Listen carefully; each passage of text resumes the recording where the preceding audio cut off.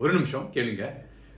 டயபெட்டாலஜிஸ்ட்ட போயிட்டு சர்க்கரை அளவை குறைக்கணும். ஏன்னா, இந்தியா வந்து சர்க்கரை நோய்க்கு ஒரு ஹப்பா மாறப்போகுதுன்னு எல்லா இடத்துலயும் சொல்றாங்க. அதுக்கு நம்ம உணவுல ஏதாவது நல்ல மருந்து இருந்ததுன்னா சொல்லுங்கன்னு சொல்லிட்டு அவர்ட்ட டிஸ்கஸ் பண்ணிட்டு இருக்கிறப்ப, அவரு சொன்ன ஒண்ணு நம்ம வந்து ரெகுலரா நான் இத எடுத்துக்கிறதுங்க. அத எடுத்தாலே போதுங்க. அவ்வளவு நல்லது அப்டின்னாரு. அது என்னன்னு கேட்டேன். நீங்க பார்த்துட்டு இருக்கிறது Krupa vibes YouTube channel. KRUPAVIBES.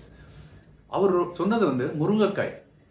அது ரத்த அதாவது இந்த டைப் 2 டயபிட்டிஸ் சொல்லுவோம் இல்லையா? அது இருக்கிறவங்களுக்கு ரத்தத்தில போய் சர்க்கரை கலக்காம, அது எனர்ஜியா கன்வெர்ட் பண்ணி, அது உடலுக்கு நல்ல ஆரோக்கியத்த குடுக்குது. ரத்தத்தில சர்க்கரை சேர்க்காம இந்த முருங்கைக்காய் பார்த்துக்குது அப்படின்னு சொன்னாரு. முருங்கைக்காய் மட்டும் இல்ல, அவர் பவுடரும் எடுத்துக்கலாம்.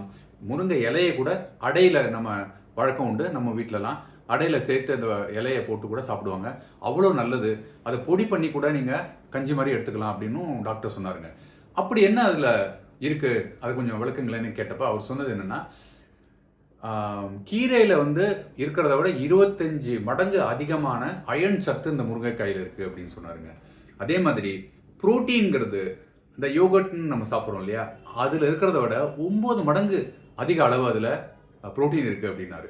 அதே மாதிரி கால்சியம் நாம வந்து பால்ல எடுத்து சாப்பிடுறோம் இல்லையா? அத விட 17 மடங்கு அதிகமா அதுல இருக்குன்னு சொன்னாரு. அதே மாதிரி விட்டமின் ஏல இருக்கிற கேரட்டோட அளவோட முருங்கை காயில 10 மடங்கு ரொம்ப ஜாஸ்தியான விட்டமின் ஏ இருக்கு அப்படின்னாரு.